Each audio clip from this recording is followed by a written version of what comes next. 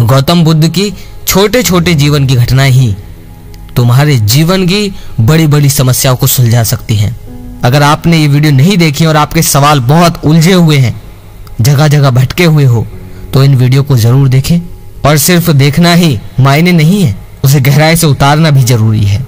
आज की वीडियो में जो असल जो पॉइंट है वो तुम्हें लास्ट में समझ में आएगा, शुरू में तुम्हें कुछ समझ नहीं आएगा। तो शुरू करते हैं मेरे भाइयों। आप किसी को देखते हैं और आपके मन में उसके लिए आकर्षण पैदा हो जाता है। दूसरे ही पल आप किसी और को देखते हैं और उसके लिए आपके मन में घृणा पैदा हो जाती है। ऐसा क्यों होता है? तो आइए समझते हैं गौतम बुद्ध के जीवन की एक छोटी सी घटना। जब गौतम बुद्ध यानी सिद्धार्थ अपने राज्य को छोड़कर जंगलों में चले जाते हैं, तब सिद्धार्थ के पिता यानी गौतम बुद्ध के जो पिता थे पूरा प्रयास करते हैं कि वो सिद्धार्थ को ढूंढ लें। सिद्धार्थ के पिता राजा शुद्धोधन अपने मंत्री को सिद्धार्थ को ढूंढने के लिए भेज देते हैं। राजा शुद्धोधन का मंत्री अपने कुछ सैनिकों के साथ सिद्धार्थ यानी गौतम बुद्ध को ढूंढने के लिए निकल पड़ता है, पर वह सिद्धार्थ को नहीं ढूंढ पाता। समय बीतता है। सिद्धार्थ के पिता राजा शुद्धोधन अपने मंत्री को कई बार सिद्धार्थ को ढूंढने के लिए भेजते हैं, पर एक बार भी सिद्धार्थ का कोई पता नहीं चलता। पर वो कहते हैं ना कि कई बार प्रयास करने से एक बार तो सफलता मिल ही जाती है। एक दिन अचानक ही राजा शुद्धोधन के मंत्री को ये पता चलता है कि सिद्धार्थ को यानी गौतम बुद्ध को एक दूसरे राज्य में देखा गया है। राजा शुद्धोधन का मंत्री सूचना पाते ही उस राज्य में पहुंचता है और सिद्धार्थ को ढूंढ लेता है। वह सिद्धार्थ के पैर पकड़ लेता है और सिद्धार्थ से कहता है, आपका पूरा परिवार और आपका पूरा राज्य रो रहा है आपके लिए, कृपा करके मेरे साथ चलिए। सिद्धार्थ मंत्री से कहते हैं, मुझे क्षमा करो, परंतु मैं तुम्हारे साथ वापस नहीं जा सकता, क्योंकि मैं यहाँ वापस जाने के लिए नहीं आया हूँ। पर मैं तुम्हें एक वचन जरूर दूंगा, जब मेरे सभी सवालों के जवाब मुझे मिल जाएंगे मैं वापस जरूर आऊंगा। राजा शुद्धोधन का मंत्री सिद्धार्थ की ये बात मान लेता है और वापस चला जाता है।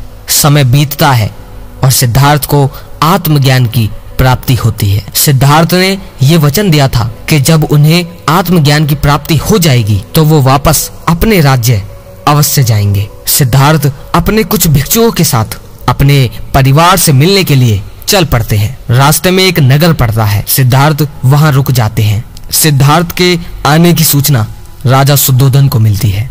राजा शुद्धोधन अपने मंत्री और सिद्धार्थ के रथ के सारथी चन्ना को सिद्धार्थ को लेकर आने के लिए भेजते हैं। राजा शुद्धोधन का मंत्री और सिद्धार्थ का सारथी चन्ना दोनों बुद्ध के पास पहुंचते हैं। अब सिद्धार्थ नहीं रहे हैं, अब सिद्धार्थ बुद्ध हो गए हैं। दोनों बुद्ध के पास पहुंचते हैं और गौतम बुद्ध को प्रणाम करते हैं। इतने में ही सभी लोग देखते हैं कि उनके समक्ष एक बहुत सुंदर स्त्री आती है। उस स्त्री का नाम आम्रपाली होता है। वह वैशाली की नगर वधू होती है। यह कहा जाता है कि उस समय दूर दूर तक उससे सुंदर स्त्री और कोई भी न थी। जैसे ही वह स्त्री सभी लोगों के बीच पहुंचती है, सभी लोग उस स्त्री को बस देखते रह जाते हैं।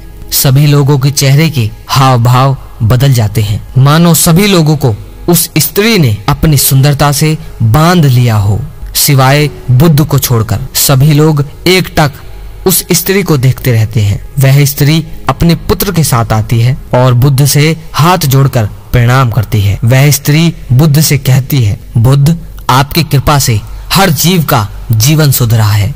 मैं चाहती हूँ कि आप मेरे पुत्र पर भी कृपा करें। यह बड़ा होकर आपका भिक्षुक बनना चाहता है, आप इसे आशीर्वाद दें। बुद्ध मुस्कुराते हैं और कहते हैं, अवश्य। वह स्त्री कुछ समय बाद अपने पुत्र को लेकर वहाँ से चली जाती है। उस स्त्री के जाने के बाद बुद्ध के सभी भिक्षुक और राजा शुद्धोधन का मंत्री और सिद्धार्थ का सारथी चन्ना सभी लोग बुद्ध से पूछते हैं, बुद्ध, जब वह स्त्री आई तो हम सभी अपने मन पर काबू ना पा सके और हम एकटक उस स्त्री को देखने लगे, मानो हमारा रोम रोम उस स्त्री की तरफ आकर्षित हो गया हो। पर आपके चेहरे पर तनिक भी बदलाव नहीं आया, आप तनिक भी उसकी तरफ आकर्षित नहीं हुए। ऐसा आपने कैसे किया?